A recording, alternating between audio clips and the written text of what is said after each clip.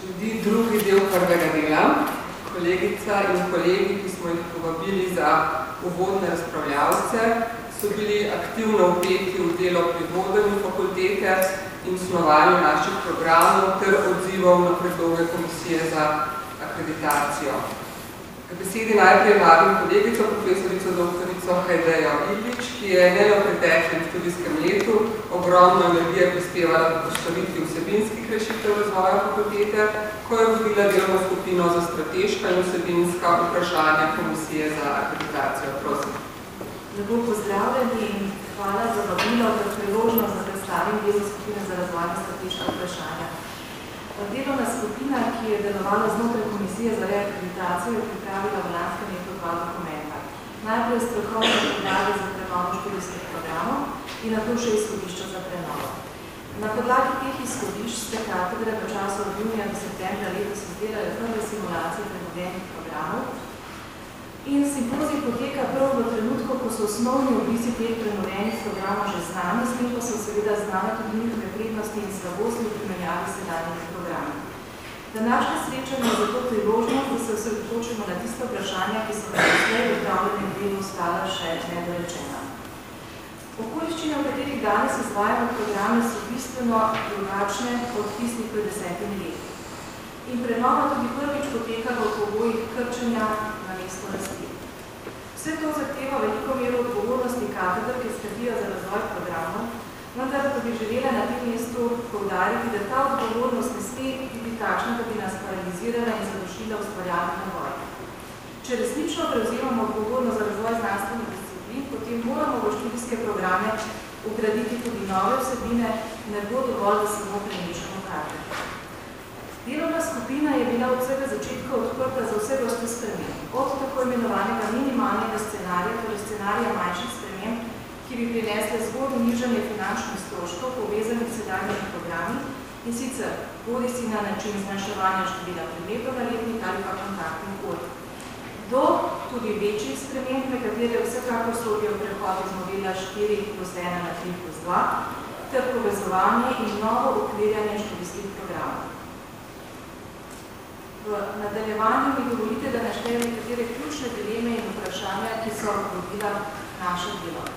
Prvo osrednje vprašanje je seveda diferenciacija študijskih programov v novih okoliščinah. K obravnavi tega vprašanja smo pristopili z 2 vidikov. Prvi vidik zadeva posamezne programe. Zaradi spremenjenih okoliščin prihaja do manjšega vpisa na naravoslovne programe na splošno, nekateri od naših programov so to občutili bolj kot drugi. Delovna skupina je v teh primerih predlagala tako imenovano transformacijo skozi integracijo. S tem smo želeli ohraniti vsa študijska področja, ki smo jih doslej razvijali, ampak na način povezovanja vsebinsko sorodnih programov, znotraj katerih bi bilo mogoče oblikovati module. Drugi vidik pa zadeva našo celotno programsko strukturo. Gre za vprašanje, ki je bilo strani današnjih povodcev, rektorja in prorektorja že omenjeno, gre za vprašanje integracije oziroma nadaljnje diferenciacije programov. V prvi bolonjski reformi nas je vodilo prepričanje, da je potrebno nadaljevati proces diferenciacije med študijskimi programi, tukaj citiram dokument iz tistega časa, to je pretvorbo smeri študija v samostojne programe z namenom povečanja njihove prepoznavnosti. Ta cilj je bil v bolonjski reformi dosežen. Naši študijski cilji so postali v slovenskem prostoru prepoznavni in tudi cenjeni. Vprašanje pa je, ali je princip diferenciacije, ki temelji na samostojnih študijskih stebrih, torej govorim o stebrih, ne samo o programih, ki imamo programe, ki se nadgrajujejo iz prve v drugo stopnjo, torej ali če je ta princip samostojnih študijskih stebrov v sedanjih pogojih še ustrezen. Ali pa bi bilo treba nadaljnji razvoj študijske ponudbe spodbuditi z bolj razvejanim kombiniranjem in povezovanjem različnih vsebin in kompetenc. Programski stebri se zdijo za takšno kombiniranje in osredotočanje okoli novih in aktualnih vsebin manj fleksibilnih, kot bi si želeli. Delovna skupina in tudi komisija za reakreditacijo je na to temo opravila več razgovorov, več posvetov. Delovna skupina je tudi pregledala prakse študijskih programov na različnih evropskih družboslovnih institucijah, identificirala 3 široko zastavljene modele. Na koncu je komisija sklenila, da sedanja programska ponudba predstavlja potencial, katerega ni potrebno posegati za večjimi spremembami. Naslednja točka je ustreznost mehanizmov integracije, s katerimi spodbujamo povezanost in iščemo sinergije med programi. Torej, ob izhodišču, da ne bomo posegali, vsaj v tistem trenutku, da sklep je bil sprejet meseca junija na Komisiji za reakreditacijo, torej ob sprejemu tega sklepa, da ne bomo posegali v sedanjo programsko ponudbo na prvi stopnji, smo preusmerili svoje moči v iskanje ustreznih mehanizmov integracije, s katerimi bi seveda spodbujali povezanost in iskali sinergije med programi. Torej, predlagali smo sistem skupnih fakultetnih in oddelčnih predmetov, ki naj ohranjajo dosedanjo povezanost. Torej, gre za mehanizem, ki smo ga do sedaj že poznali. Temu pa smo dodali še predlog o oblikovanju tako imenovanih skupnih modulov, ki bi segali preko meja sedanjih programov, preko meja kateder, oddelkov, v idealnih razmerah seveda tudi preko meja naše fakultete. Skupni moduli, ki bi jih študenti lahko izbirali v sklopu izbirnih vsebin, so eden od mehanizmov, ki mehča programske stebre in lahko ustvarja nove in za študente privlačne študijske kombinacije. Iniciativa za oblikovanje teh novih skupnih modulov pa je na strani katedra in oddelkov. Naslednja dilema je bila prepoznavanje raznolikosti študijskih programov in poklicnih karier. Nekateri predstojniki in predstojnice sklepa ste dobili na mizo izhodišča za prenovo študijskih programov izraziti pričakovanje, da bi morala biti struktura programa, še posebej na drugi stopnji, bolj jasno začrtana in poenotena. Delovna skupina pa je nasprotno iskala rešitve, ki bi vam omogočale kar največjo mero fleksibilnosti in avtonomije, da bi lahko študijske programe oblikovali v skladu z zahtevami našega študijskega področja.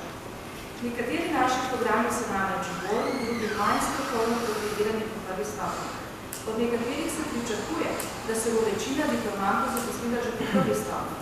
Drugi zahtevajo visoko stopnjo prihodnosti na magistrski študij. Na fakulteti usposabljamo za različne poklicne kariere in želeli bi si, da bi študijski programi odsevali to raznolikost. Naslednje vprašanje je bilo povezano s priložnostmi in omejitvami modelov 4+1 in 3+2. V najbolj primerni obliki bolonjskega ciklusa smo na PDO v preteklosti že večkrat razpravljali. Ugotavljamo tudi naši kolegi in kolegice na nekaterih drugih družboslovnih in humanističnih fakultetah niso zadovoljni ne s 3+2, ne 4+1.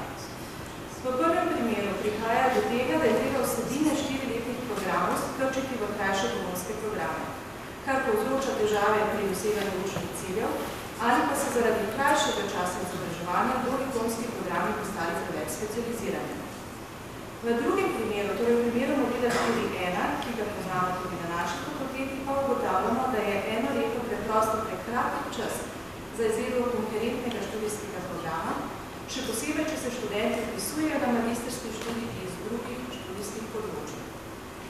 Argumentov za in proti je seveda še več, zato je delovna skupina v tem prvem koraku predlagala simulacijo vseh programov v modelu 3+2, da bi preverili, kako se na te spremembe odzivajo različna študijska področja.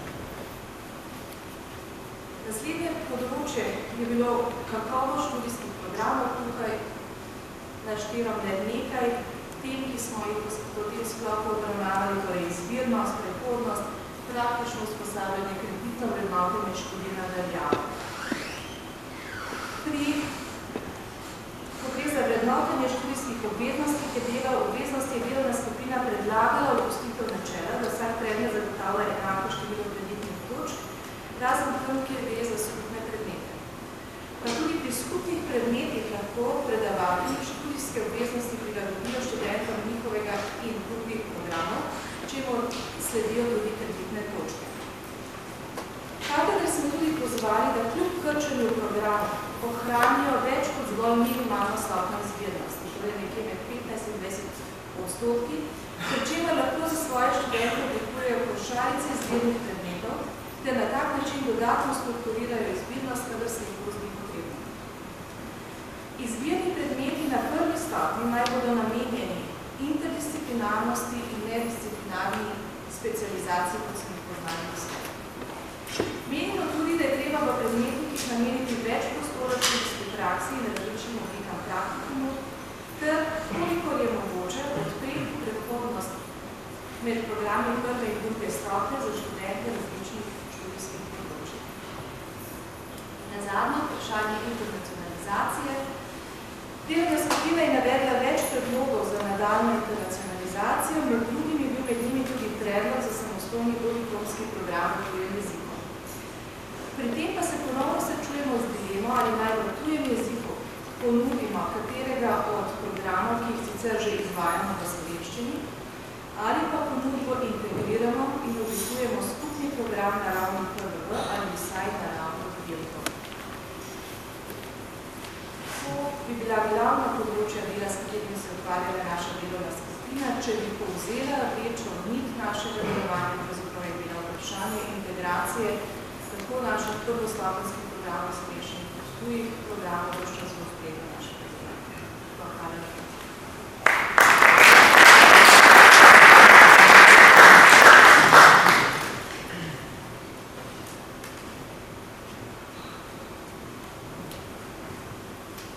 Hvala lepa, Andreji.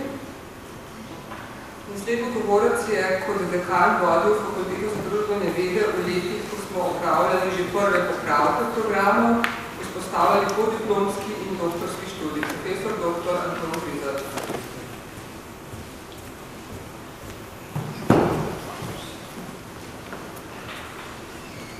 Spoštovani prisotni, pozdravljeni. Pred 4 leti smo na Fakulteti za družbene vede praznovali 50. obletnico našega obstoja in delovanja. V slavnostnih govorih smo med drugim izpostavljali, da je bila še tretjič danes izpostavljena besedno zvezo rdeča nit našega znanstvenega raziskovanja, pedagoškega razvoja, spoznanje, da moramo vedno znova izkazovati vrednost, ki jo družboslovje prispeva v življenju v sodobnih družbah in da lahko to najbolje dosežemo zavezo najvišjim standardom akademske odličnosti. To pomeni, da bomo kot akademski ljudje in intelektualci znali prepoznavati ključne pojave časa, s katerimi se kot družba in država soočamo, da bomo te pojave sposobni raziskati, jih razumeti in ponoviti rešitve oziroma vsaj podlage zanje, ki bodo prispevali k razvoju in pravilnih ljudi pri nas in v svetu. Živimo v prelomnih časih. Globalizirajoči svet in družba, v kateri bivamo, se spreminjata vse hitreje. Tako da vsebin za raziskovalno delo in tvorni razmislek nam družboslovcem res ne manjka. Če želimo na Fakulteti za družbene vede temu razvoju zavzeto slediti, moramo seveda ustvarjati novo znanje in v skladu s svojim akademskim poslanstvom prispevati svoj delež prosperiteti lokalne, nacionalne, regionalne in svetovne skupnosti, ki jih pripadamo. Ocenjujem, da kriza strateškega vodenja države daje dosedanjemu razvoju slovenske državnosti močno spodbudo, ki kliče po ustvarjanju mehanizmov, ki bodo omogočali uspešno delovanje države navznoter in navzven.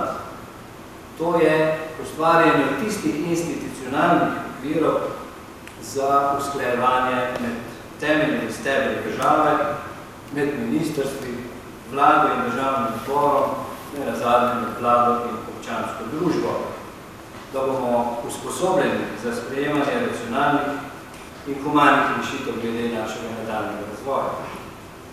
No in družboslovje, po mojem globokem prepričanju, mora med drugim prispevati k izboljšanju znanstvenim izhodiščem za uspešno analizo vseh državnih politik. Celo več, menim, da bi kazalo, da se družboslovna stroka po razpravnih 2 desetletjih posvečenih Evropi in globalnemu svetu ponovno obrne nekaterim temeljnim notranjim vprašanjem. Naša univerza se je uklonila zahtevam politike kateri cilj je bil vključitev v evropske integracijske procese. V prihodnosti nam gotovo ne bi šlo bolje, če bi se držali ob strani, morda zazrti v komaj pridobljeno državno suverenost. Univerza, kot znanstvena institucija, pa si izolacija že tako ne more privoščiti. Zato smo se eni bolj, drugi manj zavzeto lotili bolonjske reforme. Tako da smo sedaj, ko bi morala izvedena reforma zaživeti, našli pred novimi izzivi organizacije našega univerzitetnega dela. Praksa kaže, da se nam nista najbolje posrečili niti priprava, niti izvedba bolonjske reforme, in to na obeh stranih.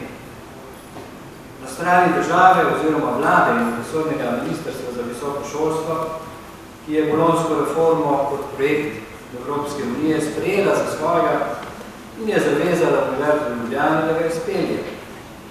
Ne, da bi zagotovila dodatna finančna sredstva. In tudi na strani Univerze v Ljubljani, ki se na izvedbo zahtevne bolonjske reforme ni ustrezno pripravila in od vlade zahtevala pomoč pri zagotovitvi nujno potrebnih kadrovskih, finančnih, materialnih in drugih pogojev.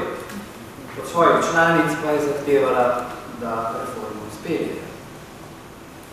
Zavedam se, da za vse nas tukaj navzoče ni problem v analitičnem pristopu pri ugotavljanju stanja v naši družbi in državi, še zlasti ne na področju visokega šolstva, ki ga znamo realno oceniti. Problem pa je lahko oblikovati strategijo in znotraj njej operativni načrt Fakultete za družbene vede kot odziv na takšno stanje oziroma zagotavljanje našega nadaljnjega kakovostnega razvoja, ki fakulteti omogoča ne le preživetje, ampak tudi možnost doseči status privlačne, konkurenčne, interdisciplinarne, javne izobraževalne inštitucije in seveda znanstvene organizacije v Sloveniji in po svetu. Eden od vitalnih ciljev naše bolonjske prenove je bil razviti študijske programe, ki bodo lahko vzajemno odprti drug drugega, temelječi na prepletu znanj in spoznanj iz vseh vsaj na fakulteti matičnih družboslovnih disciplin. Prepletu, ki bo nadgrajen s temeljnimi metodološko-informativnimi in programsko-specifičnimi znanji, dopolnjen z obilnim deležem izbirnih vsebin. Že takrat smo vedeli, da to ni mogel biti zgolj ukrep za spremembo, ampak preudarno voden proces, ki bo fakulteto dvigal više k središču učenosti in poduhovljenosti, ki bo omogočal fakulteti biti veliko več kot zgolj kraj tržne izmenjave znanja. Prepričan sem, da je ta cilj še vedno aktualen tudi danes.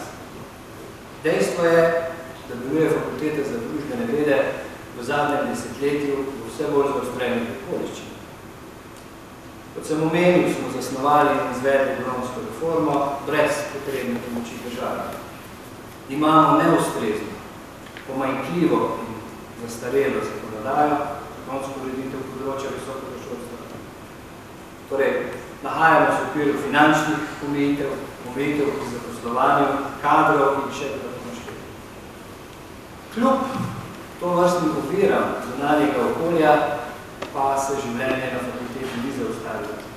Ampak kot ciljno smo vendarle uspeli oblikovati, smo prej slišali kolegico idejo, okvirni načrt nove študije, ki, kot sem videl, je plod enoletnega usklajevanja med zelo različnimi, pravzaprav se upam reči, bipolarnimi predlogi med zmanjševanjem programov na število matičnih disciplin in ohranjanjem številnih programov, ki so seveda nastali v času, ko se je zdelo, da država misli resno z družbo znanja.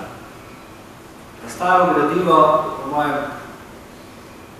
prepričanju, zelo pomembno izhodišče za naš nadaljnji razvoj, ki nam lahko omogoči, če ga bomo seveda skupnimi močmi na fakulteti še bolj konkretno operacionalizirali, in s konsenzom in skupnimi močmi tudi izpeljali, da se bomo lahko še hitreje in bolje povezovali in združevali s tistimi akademskimi skupnostmi v najbolj razvitih državah, ki so usmerjene v preseganje razdrobljenosti in množičnega študija. No in v tem okviru vidim naslednji strateški izziv, s katerim se soočamo na Fakulteti za družbene vede danes. To je zagotoviti nadaljnji razvoj fakultete v smeri odlične akademske ustanove v Sloveniji in v širšem mednarodnem prostoru, ki bo svojimi programi prve, druge in tretje stopnje študija in seveda zaposlenimi ustvarjala tisti potrebni intelektualni kapital, podkrepljen z obsežnim znanstvenim in publicističnim vložkom. Osebno sem prepričan, da lahko to zagotovimo le tako, da presežemo sedanjo razdrobljenost programa prve stopnje študija in hkrati poglobimo študijske vsebine na drugi in tretji stopnji študija, kar nam edino lahko omogoči priključitev k najsodobnejšim tokovnim znanjem. Hvala lepa za pozornost.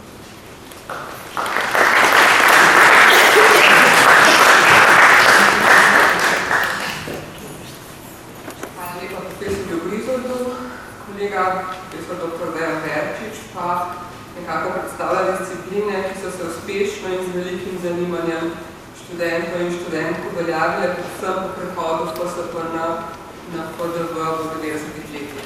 Dejan, prosim.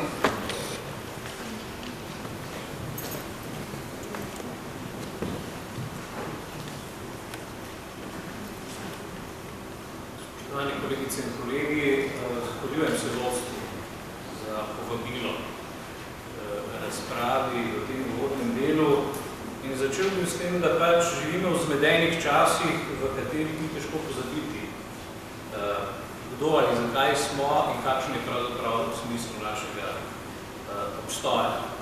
Univerza ima 3 temeljne naloge, ki jih mora opravljati in zaradi katerih smo tukaj, in sicer prvo je ustvarjanje novega znanja, druga je skladiščenje tega znanja, v poročilih, knjigah, člankih, v tem smislu je pravzaprav naša knjižnica, naše središče, in tretje je prenašanje tega znanja na naše zanamce, na naše mlajše kolege, študente, bodoče naše kolege. In seveda, kot vemo, drugoslovci znamo k temu prišteti še marsikaj drugega, od razumevanja vesolja do njegove kritike, še marsikaj. Sam bi gotovo pristavil 4. temeljno nalogo, ki jo imajo univerze manjših narodov, in to je skrb za materni jezik. Na to opozarjam zato, ker radi pozabljamo, da se nahajamo v nekem prehodnem obdobju, ki je zelo podobno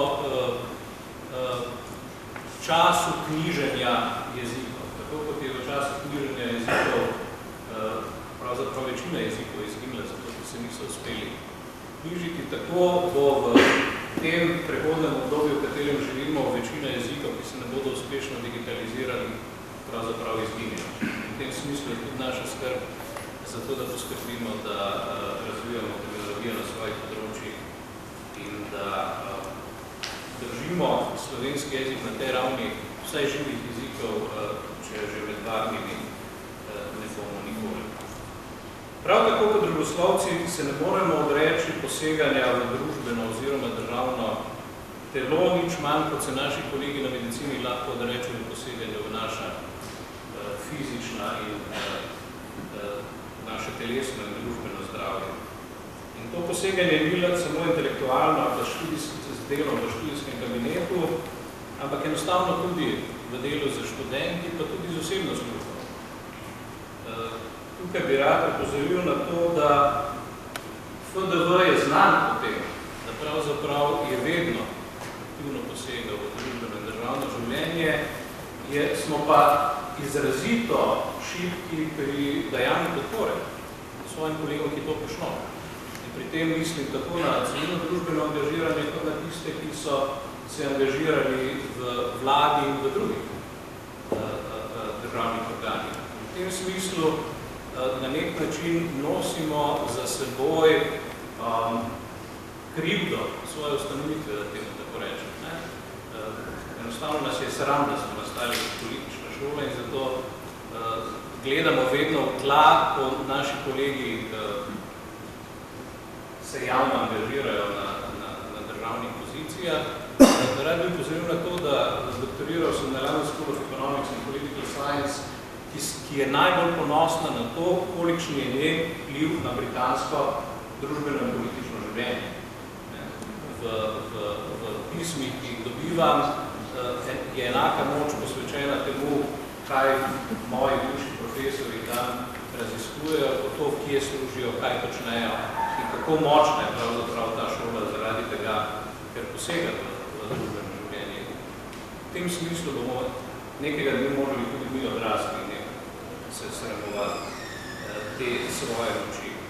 Zdaj, zakaj to našteva?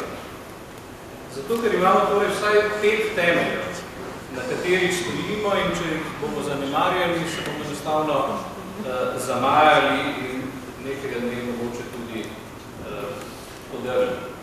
Naše družbeno dovoljenje, to, čemu Angleži pravijo license to operate, izhaja iz izpolnjevanja teh vseh 5 nalog in enostavno zato moramo skrbeti za njihov skladni razvoj.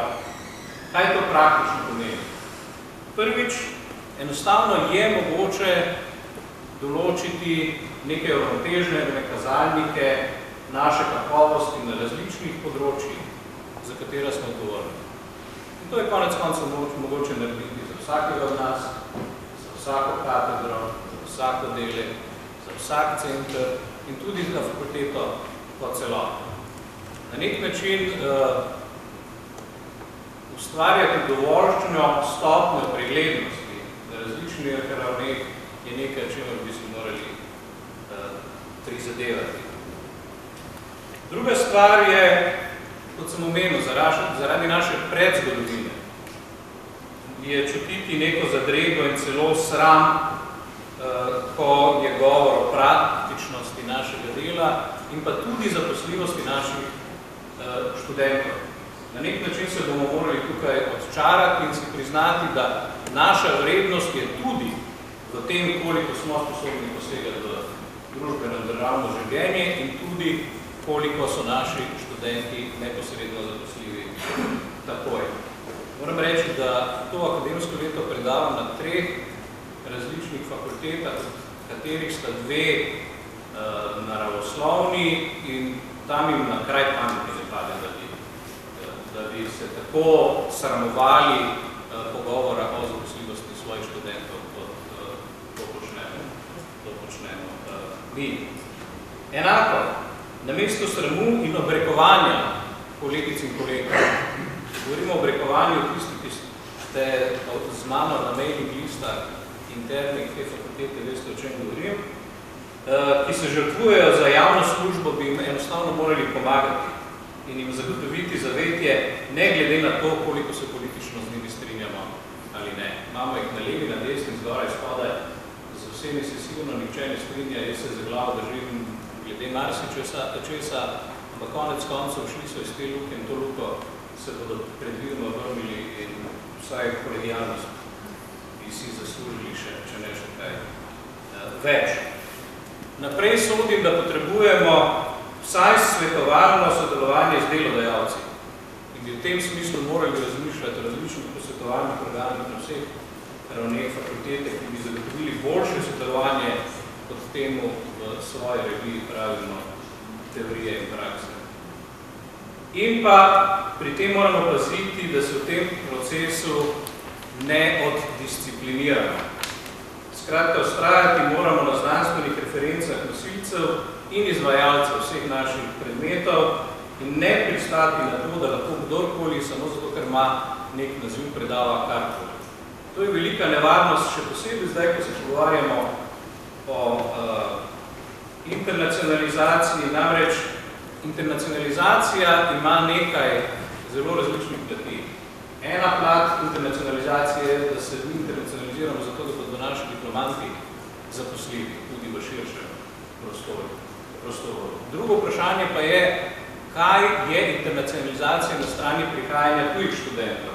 kolegov na našo fakulteto. Tukaj se mi pa zdi, da so razprave zelo količinsko usmerjene v zadnjih letih. Skratka, ukvarjamo se vprašanje, kako priti do več tujih študentov, pri čemer obstaja nevarnost, da bi ta pot bila razvoj neke obrobne fakultete, obrobne evropske fakultete, ki bi služila za izobraževanje kitajskih, indijskih, turških študentov, ne pa, da bi se bili sposobni enakopravno vključiti družboslovni prostor razvitega dela Evrope. Skratka, vprašanje internacionalizacije je mnogo čem vprašanje pametne specializacije in pa ne integracije naših disciplin. Skratka, vprašanje je, na katerih področjih se mi lahko pogovarjamo in smo sprejeti kot enakovredni z najboljšimi v Evropi. Seveda tukaj bo to mogoče samo, če bomo na teh področjih, v katerih se bomo specializirali, resnično imeli ljudi z najboljšimi možnimi referencami. Obstaja še eno vprašanje širitve našega dometa, o katerem je skoraj da nič govora. Sodim namreč, da bi družboslovje moralo biti vpeto v življenje vseh fakultet Ljubljanske univerze. In konec koncev, jaz moram reči, da doživljam vprašanja z različnih koncev.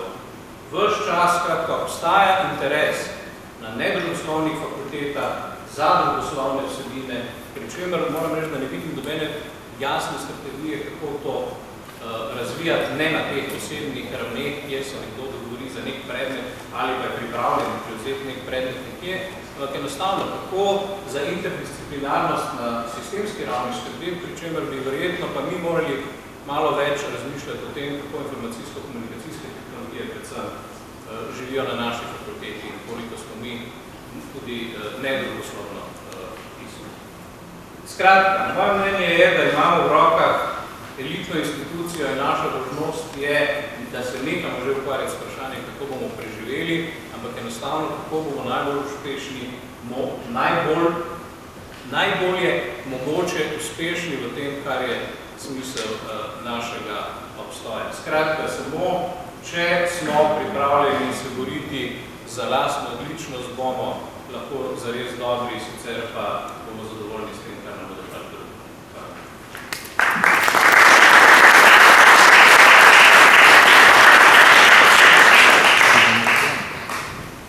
Hvala lepa, kolega Verčič.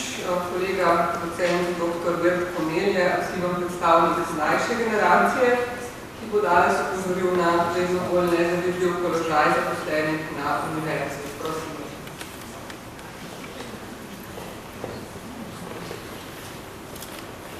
Glede na to, da mislim, da vsi kava tam v zadnji, dovolite mi, da grem kar stvari sami in da začnem z avtorjem, ki mislim, da bi bil glede na dolgotrajnost, dolgoročnost in kompleksnost procesa prenove programov navdušen vsem tem, to je namreč Kafka. V svoji kratki zgodbi s še krajšim naslovom On, nemščini R, ki je v nemškem prevodu, je ta neimenovani protagonist postavljen položaj, ker nanj pritiskajo sile preteklosti in prihodnosti. In recimo, da je FDV prav takšen lik, ki ga bomo preimenovali z On v Ona, kako gre za fakulteto. In s tem v mislih, če preberemo kratko parabolo, zgodbe, gre tako, dva nasprotnika ima, prvi tišči nanjo od zadaj od začetka, drugi brani pot naprej. Z obema se bojuje, pravzaprav prva podpira boju z drugim, se skuša potisniti naprej, prav tako kot je drugi podpira boju s prvim, se ga žene nazaj. Ampak tako je le v teoriji, kajti nasprotnika nista dva, tu je še on sama in kdo zares poznanje ne nami. In stvar je videti enostavno, ko gledamo to na prvo žogo, češ ona je umeščena na točki sedanjosti, na katero pritiskajo tako sile preteklosti kot sile prihodnosti, pri čemer je najprej pomembno izpostaviti to, da nobena od teh sil ni njena zaveznica. Dva nasprotnika ima, pravi parabola. In v nasprotju s pričakovanji, preteklost ni tista, ki vleče nazaj, ampak pritiska naprej proti prihodnosti. prihodnosti. Prav tako kot prihodnost ne vleče naprej, ampak pritiska nazaj proti preteklosti, proti začetku.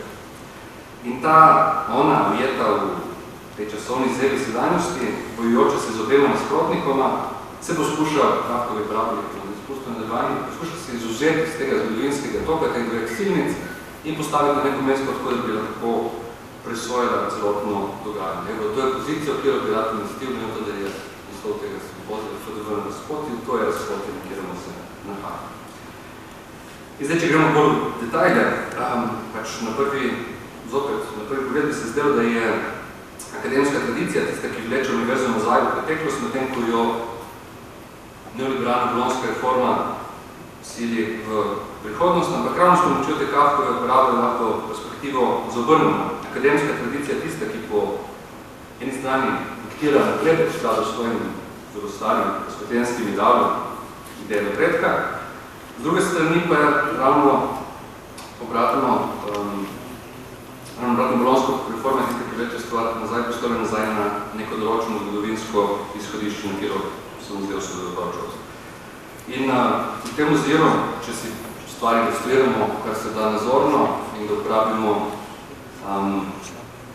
nek tak mogoče nenavaden lik, kafkovsko-klejovski univerzitetni anglo novus, dvoglavi, kjer v enem kljunu drži Magna Carta Universitatum, v drugem pa Bolonsko deklaracijo, kde so desetletnim zamikom Magna Carta 1988, Bolonska 1999, ki so nekako kodificirale prostor, kjer se umešča ta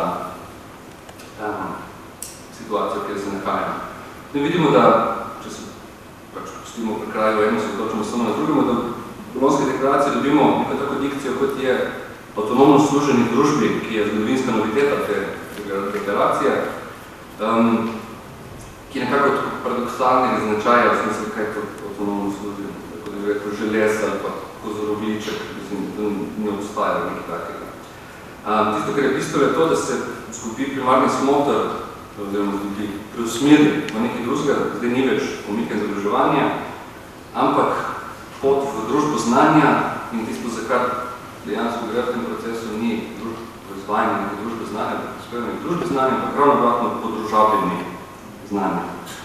Zdaj, glede tega zvrnotenja vrednot, kar se tiče znanja in podružavljanja tega znanja, mislim, da je glavna sprememba, da razumem glavno spremembo, ki se zgodil v akademskem polju, moramo razumeti ta temeljni proces, ki se zgodil veliko pred kodifikacijo, ki dejansko postavljajo globalizacijo nekaj de facto stanja. Če gremo nekoliko nazaj v zgodovini, pač vidimo, da je ta vojna baby boom generacija porodila množično družbo in z njo povezane probleme in izzive, ki so povezani z nekim zelo golim in surovim dejstvom števila množičnosti, natrpanosti. In od tukaj razne probleme, od problema kulturne industrije, ki je govorila Adorno, do birokratske vladavine nekoga, ki je problem, ki ga nastavlja Han Arendt, še vrsto drugih avtorjev, ki bi tudi lahko pravil za namen interpretacije, ampak ne se odloči samo tistega, ki je za nas najbolj pertinenten, in to je ravno Pierre Bourdieu, homo academicus, ki ves tisti konceptualni aparat, ki se ga običajno v univerzitetnem polju uporablja za to, da se analizira družbo kot nekaj, kar je inventovno na svojem. Pierre Bourdieu smeri možnotno analizira samo akademsko polje. In tiste glavni osnovni paradoks, ki ga Bourdieu izpostavlja, je pač ravno vezano na to vprašanje množične družbe, podružavljanja znanja, ki je dvorezno v tem smislu, da po eni strani se univerza zgodovinsko gledamo odpre tudi za druge sloje, ki so premerno mogočen dostop, po drugi strani pa proizvede se ravno masifikacija študija. In to je problem, če koga zadeva ravno to fakulteto še najbolj. In ne glede na to, da pač Bourdieu piše stališča po 167 filozofske perspektive, te isti procesi so na delu po 90 naprej tudi pri nas. Tisto linijo, ki preče to akademsko polje in glavni problem, ki ga spostavlja Bourdieu, je to, in da prevedem, vsi tam, gre za, skratko, za univerzitetni razredni boj, ki poteka med mlajšimi, praviloma niže habilitiranimi, prekerno zaposlenimi generacijami na eni in precej bolje zaposlenimi starejšimi akademskimi mandarini, nosilci moči in kapitala, simbolne akademskega na drugi.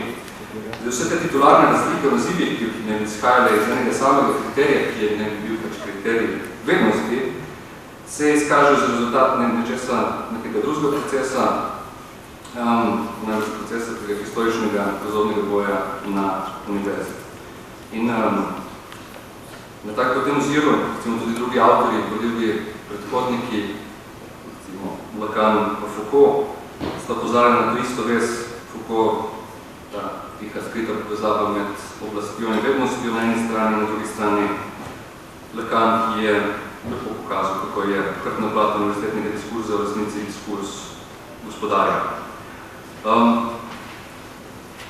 Ena izmed značilnosti, v kateri bi rad bral celotno to zadevo, ki jih postavlja probio, je to, da nižje habilitirani, to je lektori, asistenti v našem sistemu, še vključno s docenti in študenti padajo pod isto kategorijo in to je glede na sedanjo in prihodno situacijo. Skratka, kaj je skupni imenovalec študentov in nižje habilitiranih pedagogov in raziskovalcev, prekerno zaposlenih, je ravno to, da je njihov sedanji prekerni položaj tisto, kar je in v prihodnosti čaka same študenti, da tukaj gre brati strukturno njihove položaje kot sorodni.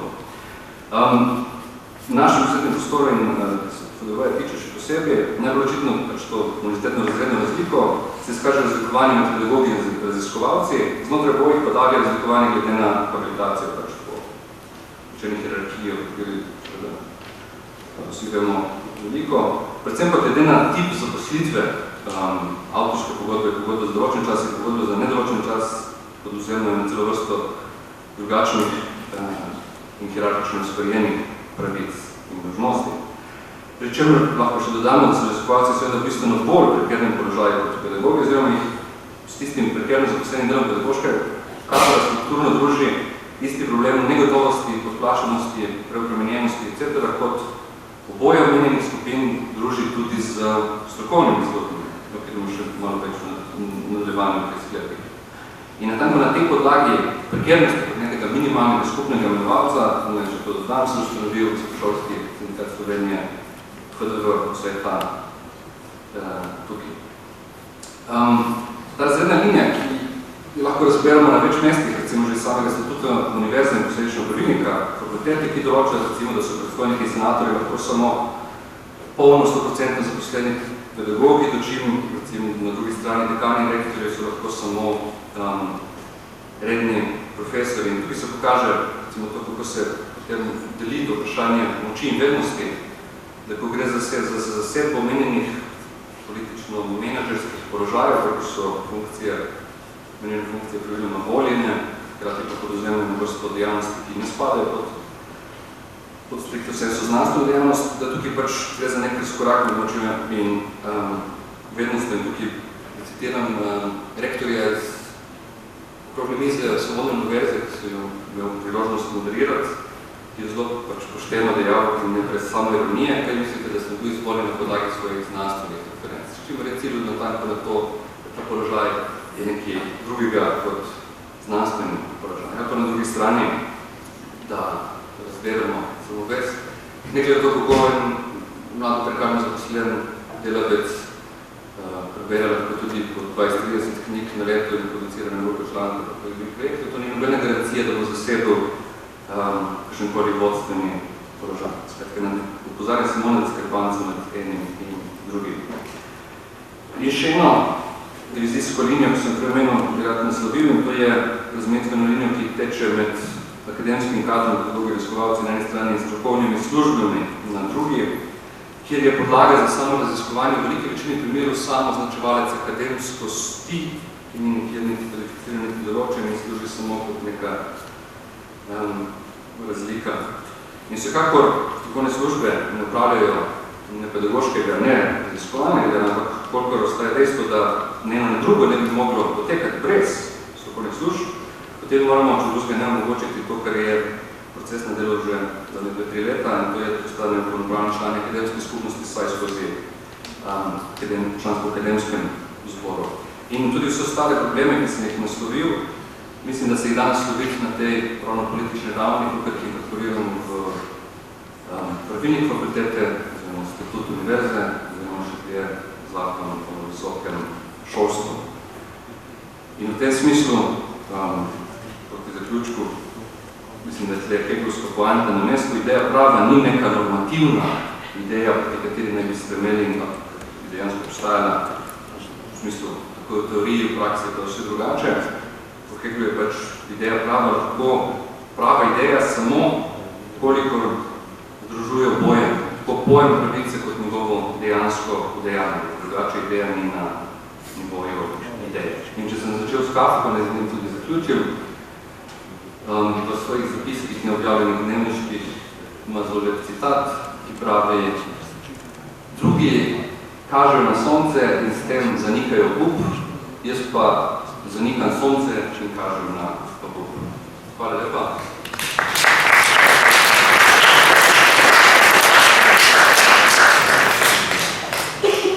Hvala lepa kolegu Komelu.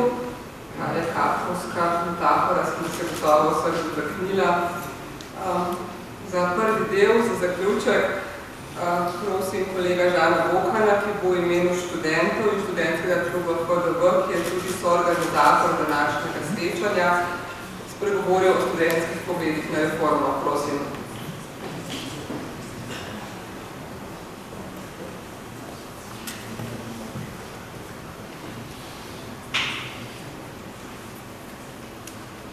Dragi kolegi, drage kolegice, lep pozdrav še strani študentov in študentk.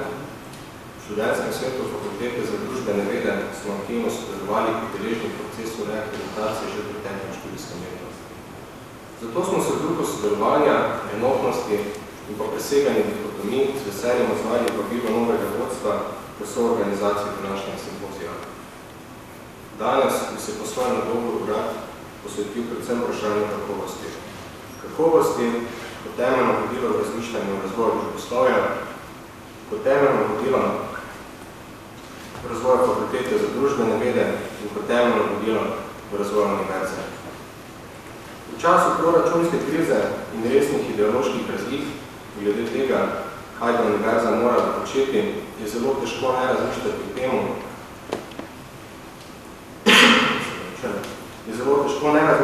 temu, in o izobraževanju kot o delu širšega okvira institucij in vrednot. Težnja neteoretskosti nam onemogoča, da bi notranjo dinamiko povezali s širšim ideološkim, ekonomskim in političnim kontekstom. Izobraževanje ostaja ločeno strukturno neenake družbe, katere del je tudi samo. Novejše raziskave kažejo na 3 dejavnosti izobraževalnega aparata, v katere je opleteno. Čeprav so med seboj soodvisne, pa lahko te funkcije ločimo po pomoč pri akumulaciji, legitimaciji in produkciji. Prvič, šole pomagajo pri procesu akumulacije kapitala tako, da vzpostavljajo nekatere od nujnih pogojev za obnavljanje neenako dinamične ekonomije. To počnejo deloma z notranjim razvrščanjem in selekcioniranjem. Drugič, izobraževanje je pomembno dejavnik legitimacije. Del zapletene strukture, ki legitimira socialne skupine in preko katerih se socialne in kulturne ideologije obnavljajo, oskrbujejo in neprestano gradijo. Težijo k opisovanju svojih in širših družbenih dejavnosti kot meritokratskih in kot neizogibno vodečih v splošni socialni in ekonomski pravičnosti. Tretjič, izobraževanje aparat kot celota tvori niz pomembnih dejavnikov za produkcijo. Sistem produkcije in distribucije zahteva visoko raven tehnično-administrativnega znanja, univerze pa nedvomno pomagajo pri produkciji takšnega znanja. Hkrati pa ima tehnično-administrativno znanje tudi drugo, manj ekonomsko vlogo. Vprašanje zakaj so namestila vprašanje kako. Vedno močneje prevladujejo tehnicistične ideologije. V našem kontekstu to predstavlja odsotnost teoretskega diskurza, ki je praktično izginilo. Nadomestilo je intelektualno izpraznjeno zbiranje kritnih točk in hiperprodukcija. Bolonjska reforma tako predstavlja vrhunec procesov, ki transponira univerzo. Uvajanje primerljivosti intelektualnega dela pomeni njegovo kastracijo. Teoretske produkcije namreč ne moremo odviriti standardiziranim obrazcem. Obremenjenost vodi v nižanje kakovosti, po drugi strani pa iz univerze izganja teorija, ki nadomešča znanje. Znanje je neoliberalni konstrukt, instrumentalizirana vednost, preoblikovana v tržno dobro. Merilo kakovosti znanja je njegova koristnost, kvantifikacija znanstvene produkcije pa na univerzu operira tudi družbene in politične odnose, kakršne spostavlja kapitalistična ekonomija. Relevantnost znanstvenih disciplin se tako meri tudi z njihovo sposobnostjo trženja lastnih produktov. Če izobraževanje ne more biti nič drugega kot epifenomen, neposredno povezan z zahtevami ekonomije, potem je znotraj samega izobraževanja mogoče narediti bolj malo. Šlo bi za popolnoma determinirana institucija. Če pa izobraževanje ni pasivno zrcalo ekonomije, pač pa aktiven dejavnik procesih reprodukcije in spodbijanje prevladujočih družbenih razmerij, potem razumevanje tega, kar dela in vplivanje nam, ni nepomembna stvar. Luka Kariberg v knjigi Kaj po univerzi tako zapiše. Teorija je v svojem jedru revolucionarna dejavnost, saj odkriva nove teoretske horizonte in spostavlja nove polja vednosti, ki ruši ustaljene paradigme in se tem preobraža samo naravo človeka kot bitja, ki se spostavlja skozi medčloveške odnose. Ti pa se oblikujejo in spreminjajo drugim tudi v skladu z njegovim dojemanjem položaja v svetu. Simptomatično je, da se največja teoretska odkritja v zgodovini niso zgodila v akademskem zavetju univerze, teorija je v svojem jedru revolucionarna, univerza pa po naravi konzervativna institucija. Nadalje še dodaja, da javna univerza v prehodnem obdobju, ko se na institucionalni ravni že odrekla teoriji in je tudi aktivno onemogoča, na ideološki ravni pa se kljub temu še vedno deklarira za institucijo produkcije nove vrednosti. Ideološka raven se s časoma tudi prilagodi institucionalni realnosti, a v prehodnem času, ko ideologija ne ustreza več svoje materialne eksistenci, je boj možen prav v ideološki sferi. Na ideološki ravni poteka boj med teorijo in znanjem. Poteka v tem trenutku. Teorija mora v tem boju zavzeti aktivno vlogo in zasesti prostore, iz katerih je bila odrinjena. Univerza v trenutnih okoliščinah ne more več sama najti odgovorov, zato je mora na tej poti na pomoč poskočiti teorija, ki pa svoje mesto na univerzi najde v oblikah intervencij. Tako lahko današnji simpozij predstavlja eno izmed tovrstnih akcij. Zavedamo se, da se danes nismo zbrali z namenom reševanja tovrstnih vprašanj, vendar pa smo mnenjeni prepričani, da gre za pomembno vprašanje, ki bo področje bistveno odpiralo delovanje fakultete za družbene vede. Zato upamo, da bodo prispevki in debate nastavljali tudi omenjeno problematiko. Delovanje zahteva razumevanje. Razumevanje pa ne moramo reducirati na srednješolsko, monotono odcepanje faktografskih znanj in na to ustrezno reproducira status quo. Hvala.